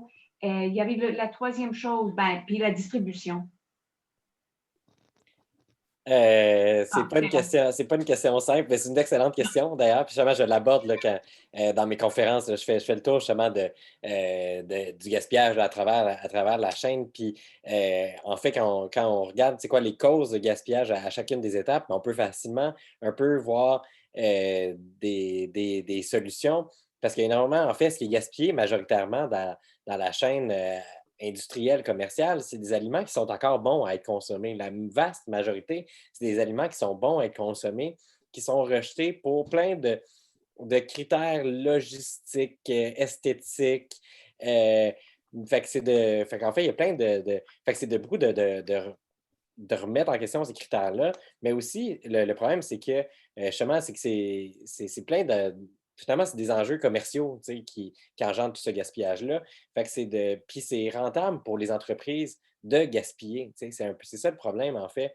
On parlait tout à l'heure de faire payer pour les déchets. C'est une façon de faire changer des pratiques. Quand on va dans le portefeuille des gens, c'est la même affaire pour les organisations. Présentement, pour le gaspillage alimentaire, c'est vrai, mais pour le gaspillage de n'importe quoi, les vêtements, les objets de consommation, n'importe quoi, toutes les entreprises qui les produisent, qui les transforment ou tout ça, ils gaspillent énormément. Les commerces de détail en vêtements aussi gaspillent des quantités de vêtements astronomiques. Fait que ça, c'est juste en fait qu'on reproduit pour le gaspillage alimentaire ce qui se passe dans toute la chaîne de tous les objets, biens de consommation. C'est que les entreprises ont adopté des modèles d'affaires qui intègrent toujours une part de gaspillage, puis c'est comme c'est intégré dans leur modèle, c'est rentable. Fait que pour réussir à faire en sorte que ça change, c'est à quelque part, il faut aller jouer justement sur des mécanismes pour affecter leur rentabilité d'avoir ces pratiques-là. C'est d'avoir soit d'une part des incitatifs commerciaux pour réduire le gaspillage que les entreprises engendrent. Fait que c'est ça, c'est un peu de jouer avec le bâton et la carotte au final, de donner des incitatifs puis de mettre plus de contraintes aussi. Ça pourrait être des pénalités aussi. Mais tout ça part avec de la collecte de données. Parce que là, présentement aussi, c'est super opaque ce qui est jeté et ce qui est gaspillé par les entreprises. On le sait un peu parce que c'est documenté ici à gauche et à droite, mais c'est super opaque, on ne le sait pas trop. Fait que, ça commencerait par faire de la collecte de données auprès de demander aux entreprises de faire des rapports, de les obliger justement à communiquer sur ce qu'ils gaspillent, puis pourquoi ils gaspillent. Puis là, après, on va pouvoir vraiment mettre en place des mesures pour justement des incitatifs, des contraintes. Après, on va avoir un portrait aussi, OK, il y a telle entreprise qui jettent des tonnes de tel type d'aliments, mais à côté, dans la même région, il y a une entreprise qui transforme ce type d'aliments-là. À place qu'il y en a un qui jette puis que l'autre s'approvisionne d'aliments neufs, il pourrait, comme là, on peut faire aussi créer des symbioses alimentaires comme ça. Il y a énormément de possibilités, mais à peu près rien qui est mis qui est fait présentement parce que justement, il n'y a pas d'incitatif financier pour les entreprises. Puis au niveau gouvernemental, on n'a pas de données. Puis on ne voit pas ça comme un enjeu prioritaire non plus. Fait qu'il y a vraiment plein d'étapes là, pour arriver. Fait que, là, la première étape, c'est la documentation, un peu s'informer, s'indigner, là, puis sensibiliser, puis faire pression sur les gouvernements pour prendre action, en fait, commencer à faire les choses différemment. Là, il y a eu une consultation publique à la Ville de Montréal sur le gaspillage alimentaire. Puis on a été plusieurs organisations, même nous, on s'est créé un petit collectif on a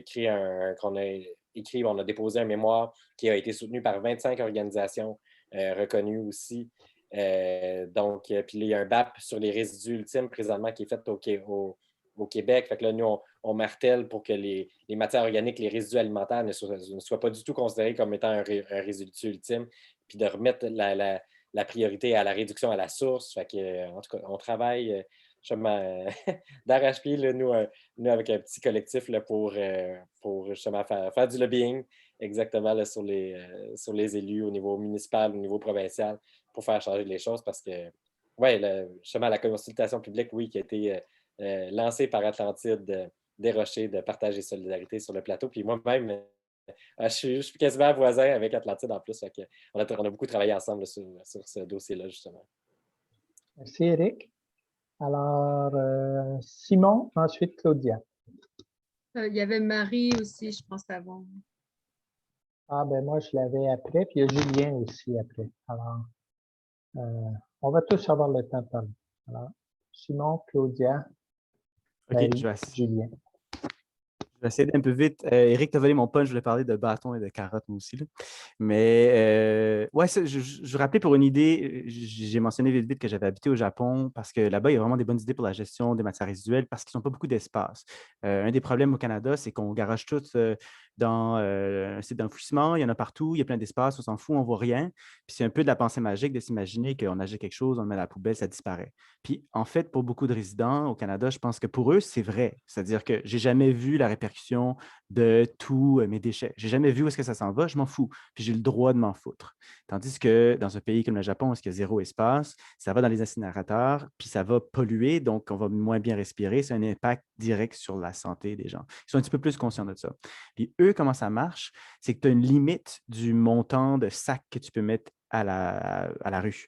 Puis comme j'avais dit plus tôt aussi, on divise à 7 voies. Hein. Il y a vraiment comme dans ton appartement, il faut que tu trouves la place pour séparer 7 fois tous tes contenants.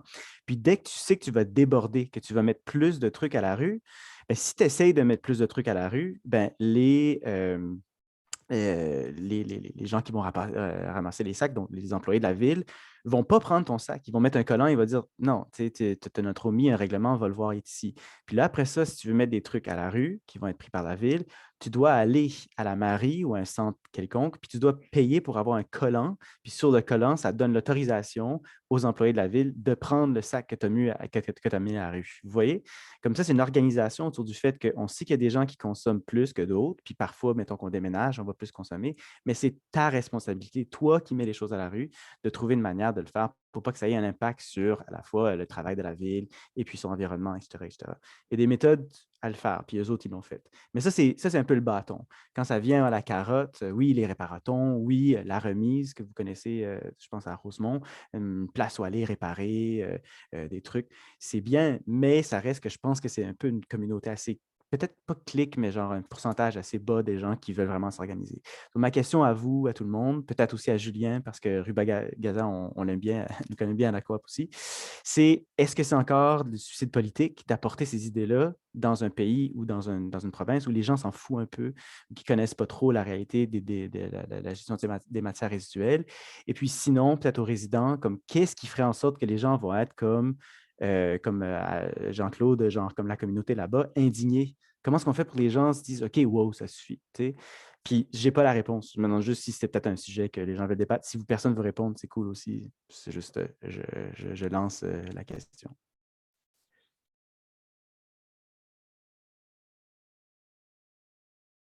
Merci, Simon. On passe à Claudia. Oui, là, je trouve que ta question est super intéressante, Simon. Et oui, qu'est-ce que ça prend? Je me pose bien la question et je n'ai pas la réponse aussi. J'ai une observation à faire suite à la conversation qu'on a eue juste avant, un petit peu avant avec Jean-Claude.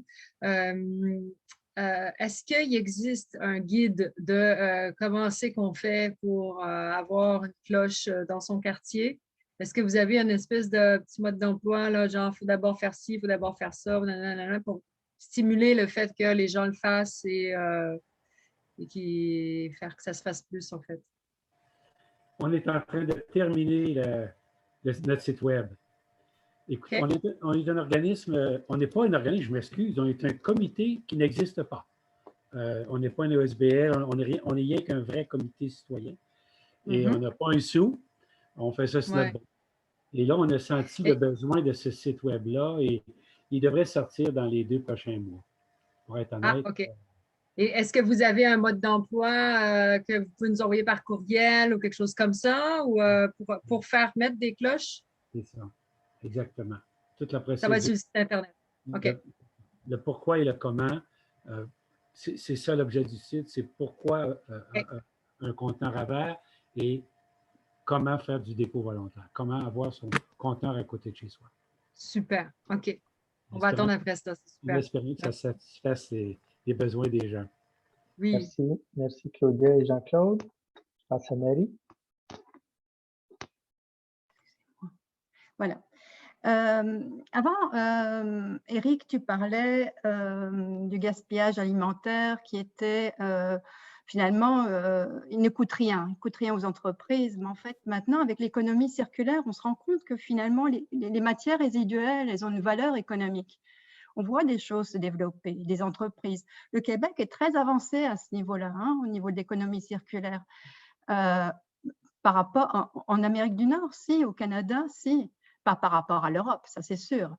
Mais les choses se développent. Alors, nous, en tant que consommateurs, effectivement, on peut pousser là-dessus, acheter des choses qui sont faites à base de matière qui était un déchet avant, pas un déchet, une matière résiduelle et qu'on réutilise comme matière première. Donc, on peut agir à ce niveau-là.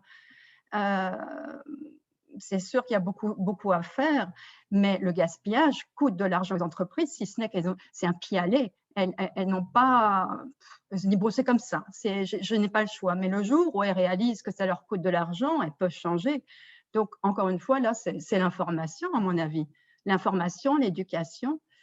Et je voulais revenir un petit peu à la question que posait Claudia au tout début, comment on peut faire en tant que citoyen aussi.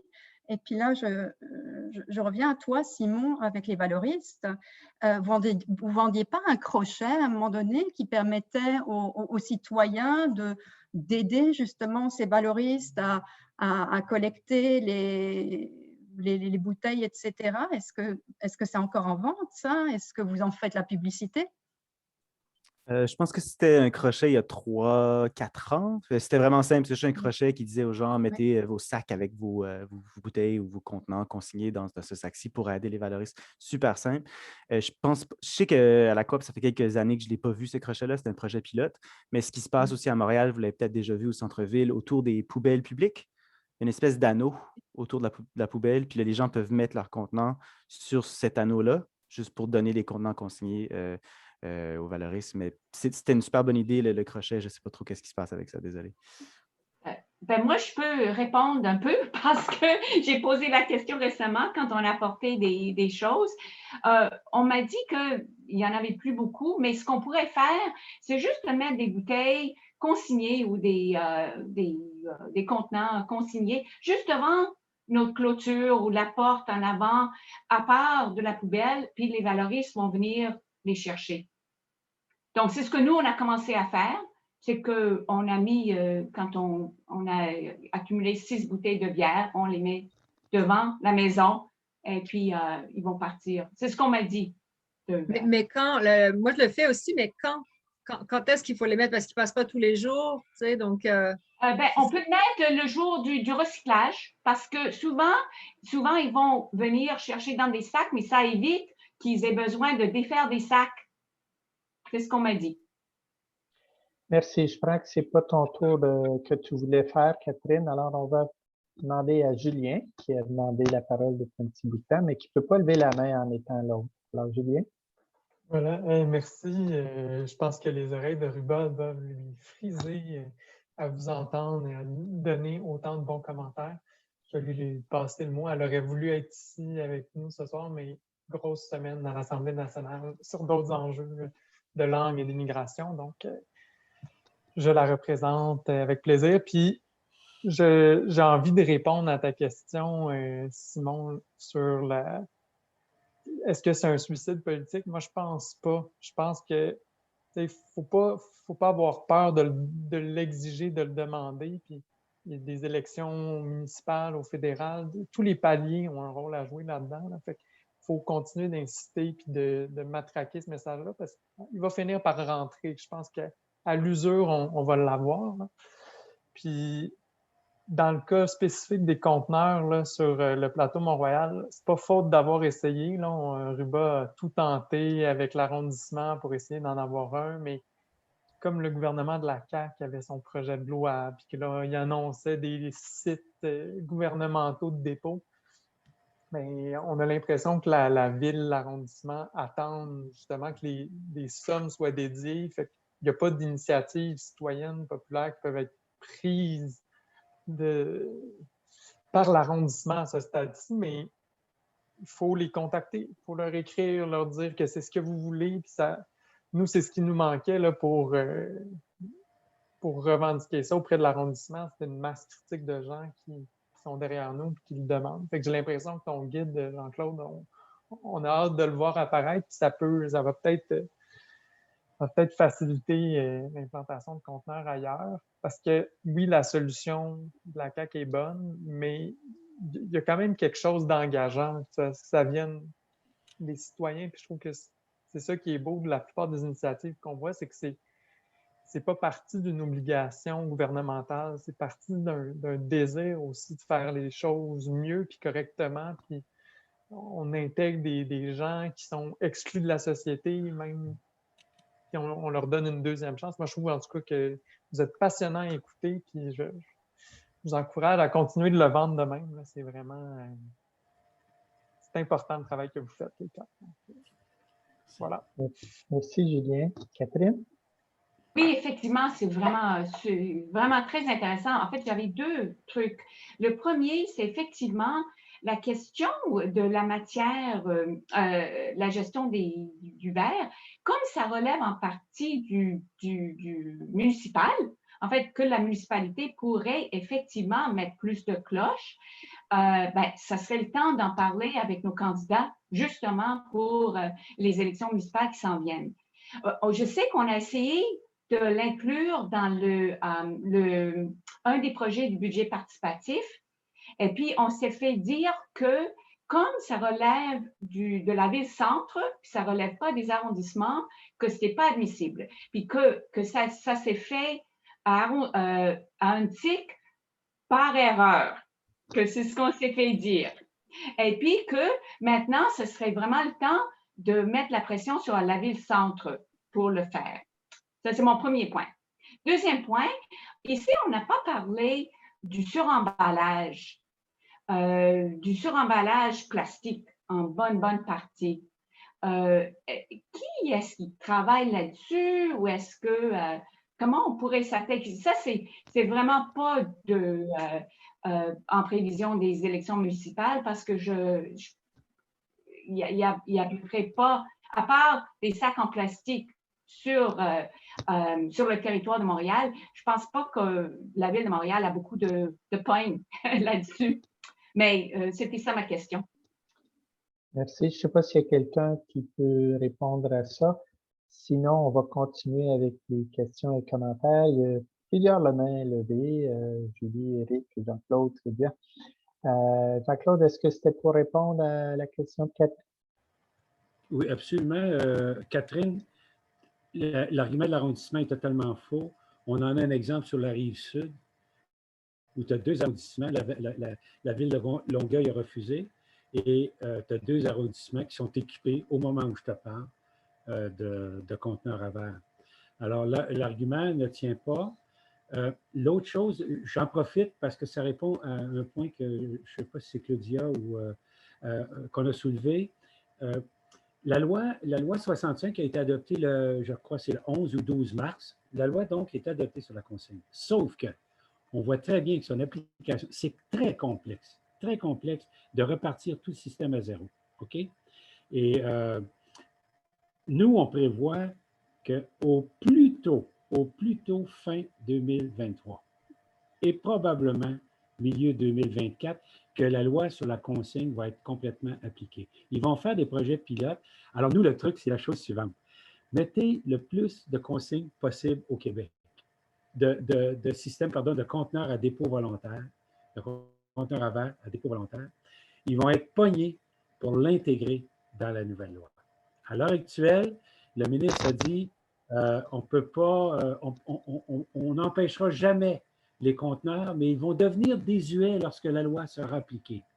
On est en train de prouver le contraire, que ça va aller plus vite et plus efficace que leur système de consigne. On verra. Merci. Merci Jean-Claude. Alors, je prends mon tour de parole. Ensuite, ce sera Julie et Eric. Alors, de mon côté, moi, je me pose beaucoup de questions avec ce qu'on pourrait appeler l'obsolescence programmée et tous ces appareils électroniques qui deviennent du jour au lendemain, on dit, inutilisables parce qu'ils n'ont plus la mémoire, parce qu'ils n'ont plus. Alors, puis Saad pourrait sûrement répondre là-dessus, alors qu'il pourrait être beaucoup plus facile à remettre à jour si c'était plus facile de retirer et de remettre les composants, alors que souvent, on pourrait effectivement les fabriquer pour que ce soit facile aussi d'y remettre des nouveaux circuits électroniques et des choses comme ça. Donc, d'avoir une conception à la base qui soit beaucoup plus facile à upgrader que de refaire tout un appareil. Et c'est vrai dans tellement de domaines, dans les petits électroménagers, on le sait, hein, on peut pas réparer un toaster, on peut pas remplacer les filaments si on n'a pas une soudeuse ou des choses comme ça. Alors, est-ce qu'il y a des façons pour des citoyens de mettre des pressions pour essayer de changer ces choses-là? Puis je pose entre autres la question à Saad au niveau de tout ce qui est électronique. Alors oui, il y a eu une consultation à ce sujet, d'ailleurs, il y a quelques mois. C'était pour la révision de la loi de protection du consommateur qui portait sur la réparabilité et la durabilité des biens. Et donc, il y avait un appel à déposer, c'était pas un mémoire, mais de la documentation pour prendre un petit peu la température du terrain, de qu'est-ce qui se passe, qu'est-ce que pensent les gens. Puis, il y a des organismes qui pouvaient répondre à ça. Excusez-moi. Papa, je suis trop Ok, non, c'est bon. C'est pas grave. Désolé pour l'interruption. Alors voilà. Qu'est-ce que je disais? Donc oui, il y a une certaine écoute à ce niveau-là, mais c'est encore dans les cartons. Il n'y a pas de choses concrètes par rapport à ce qu'on voit en Europe, en France par exemple, où il y a un indice de réparabilité qui a été annoncé il n'y a pas très longtemps. Ce genre de choses-là, c'est pas mal discuté, mais c'est pas encore d'actualité ici. Puis il y a quand même des citoyens, des organismes qui sont engagés, qui veulent aller de l'avant, puis ça va finir par aboutir, on l'espère. Merci Saad. Julie?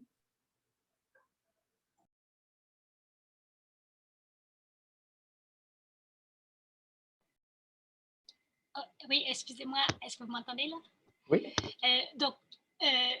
Je vais rebondir sur ce que M. Jean-Claude il a dit qu'il ne pouvait pas dire clairement. Moi, je vais le dire plus clairement. Si on veut un bac de recyclage du verre de manière participative, il faut faire accraire aux arrondissements que c'est un projet pilote. Projet pilote, pour eux, ça veut dire que ça ne dure pas longtemps. Et il y a 3 raisons pourquoi ils veulent que ce soit un projet pilote, parce qu'ils veulent d'abord vérifier l'engagement du citoyen. Après ça, en termes de sécurité, ils ont peur que le monde, on décide de faire des batailles de verre en plein milieu de la nuit. Et puis la 3e affaire, c'est aussi en termes de sociabilité ou d'intégration dans l'environnement pour pas que ça devienne une nuisance pour les gens qui habitent autour, parce que si ça devient une nuisance pour les gens qui habitent autour, ben notre projet de bac, il va s'en va aux poubelles. Donc ça, c'est pour le verre. Ma deuxième, j'avais une question en fait pour la personne qui s'occupe du gaspillage alimentaire. Quand il disait que le compost, n'était pas une solution, est-ce qu'il y a moyen de peut-être intégrer une compagnie de filles de Québec qui font ça, ça s'appelle Terros, pour l'instant, c'est juste domestique, mais je sais qu'ils ont l'intention de grossir, qui en fait, on peut mettre nos déchets domestiques dans cet appareil-là, puis ça se transforme en engrais bio, composté. Voilà, c'est tout. Merci, Si Julie. M. Thibault il peut rebondir sur mon idée de projet pilote, je pense que c'est ça qu'il voulait dire sans pouvoir le dire. Tu peux juste faire un thumbs up.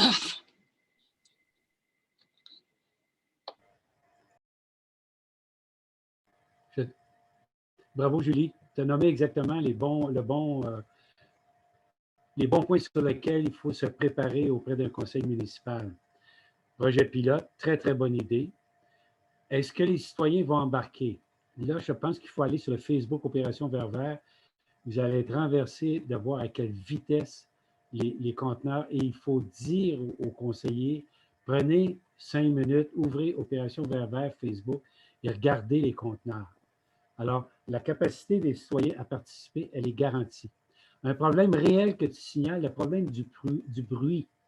Parce qu'au début, quand tu déposes ça, les conteneurs sont en métal, c'est un peu bruyant. Donc, il faut choisir les bons endroits.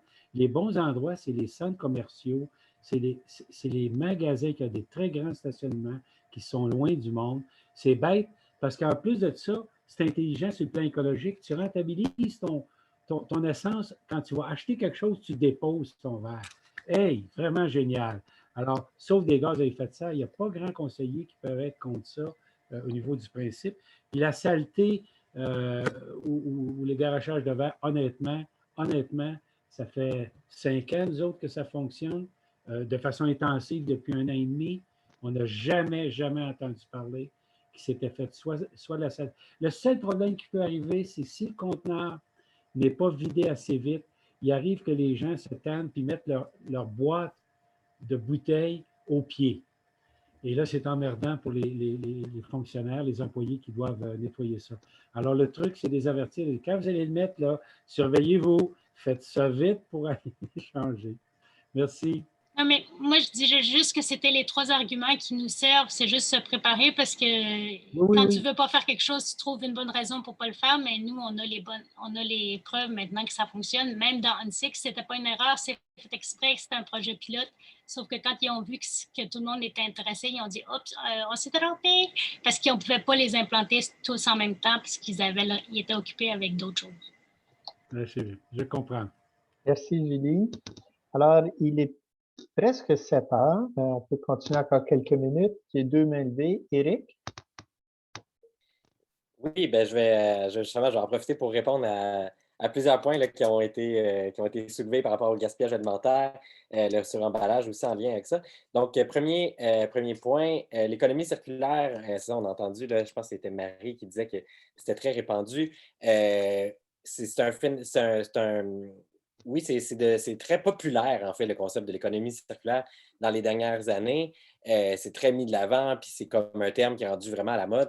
Mais finalement, on se rend compte que, dans l'économie circulaire, on finit par dire les mêmes choses que dans les 3 RV. C'est un peu un rebranding de ce qu'on dit depuis des dizaines d'années, depuis des décennies là, au niveau des 3 RV. Puis, au niveau alimentaire, oui, il y a des super initiatives comme Loop puis la transformerie, mais ça reste très marginal selon ce qu'on en sait là, dans le domaine de l'agroalimentaire. Ça reste très marginal, ces initiatives-là d'économie circulaire. Là, la pratique la plus courante pour les grosses entreprises alimentaires, c'est d'acheter des aliments neufs pour faire leurs produits. Puis, il y a très peu de maillage là, comme ça entre les grandes entreprises alimentaires. Fait que ça, c'est selon. En fait, on n'a pas énormément d'informations, mais le peu d'informations qu'on a, c'est ça. Fait qu'il non, malheureusement, il y en a vraiment pas autant qu'il pourrait en avoir, là, vraiment pas du tout.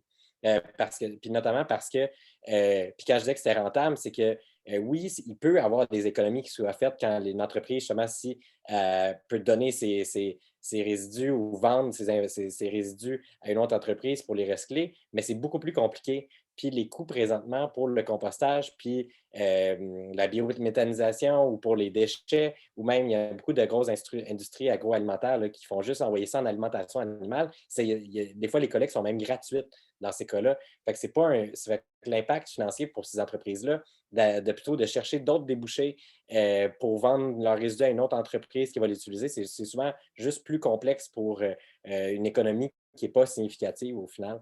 Donc, fait que ça engendre beaucoup, ça soutient le statu quo finalement. Excusez, j'ai mon téléphone qui... j'ai une alarme, je ne sais pas où. En tout cas, je vais continuer. Ensuite, le suremballage. Concernant le suremballage, on me dit que les entreprises, ils utilisent beaucoup cet argument-là pour, au niveau de, justement, pour réduire le gaspillage alimentaire. C'est vrai que les emballages dans l'industrie alimentaire et à la commerce, ça sert à réduire le gaspillage beaucoup. Là. Ça permet de mieux conserver les aliments. Excusez-moi, je vais aller trouver mon téléphone qui sonne. Donnez-moi 2 secondes.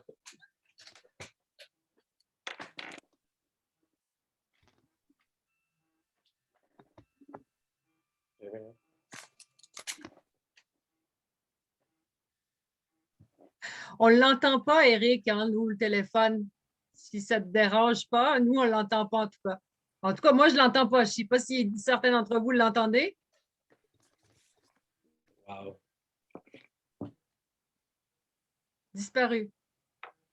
Excusez-moi, il était en dessous de mon ordinateur.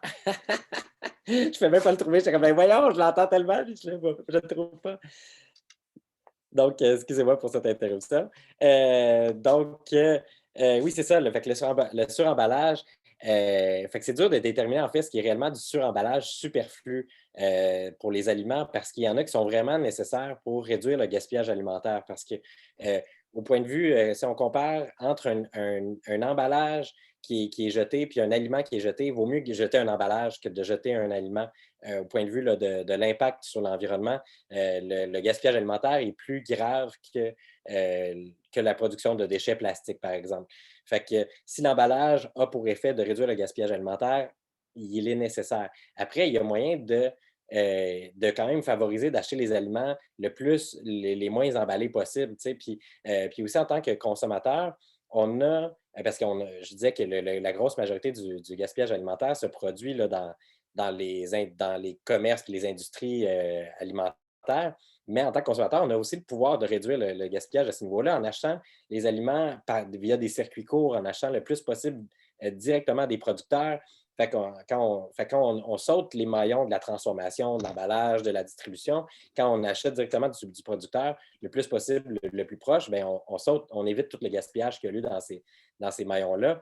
Si on achète en vrac des grosses quantités, bien, on peut aussi réduire les emballages comme ça. Si on achète des paniers bio, moi, je suis un adepte là, des paniers bio depuis plusieurs années. Bien, là, on évite aussi justement c'est tout ce suremballage-là qu'il peut avoir là, dans les commerces. On peut aller acheter à des magasins, des épiceries zéro déchet. On est chanceux, on en a beaucoup sur le plateau des épiceries zéro déchet.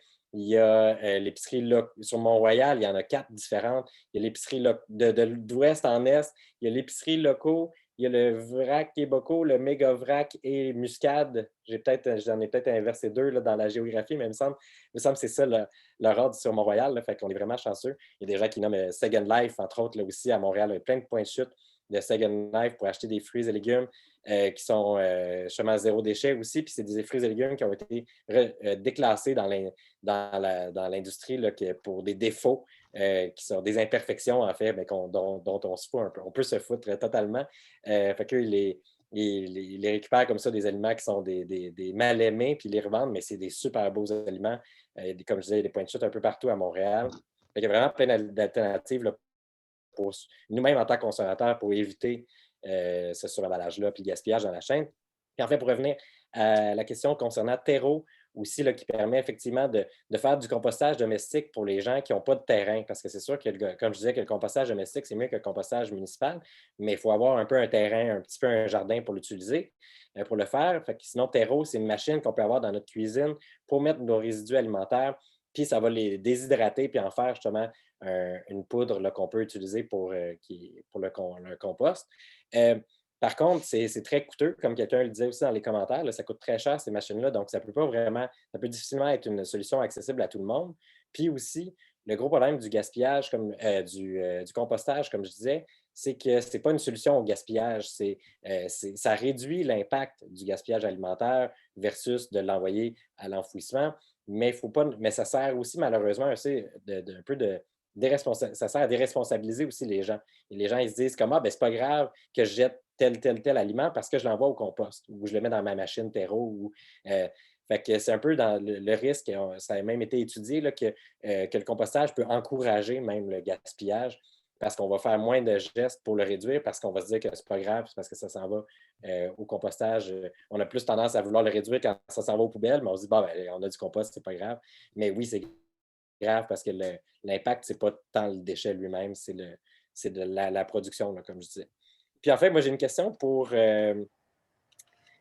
Simon par rapport à l'expérience du Japon. Tu nous disais, Simon, qu'au Japon, là, c'est interdit de mettre des sacs, de mettre des déchets à la rue là, qui sont dans plus grande quantité, qu'il faut qu'ils aillent chercher une étiquette pour avoir le droit de...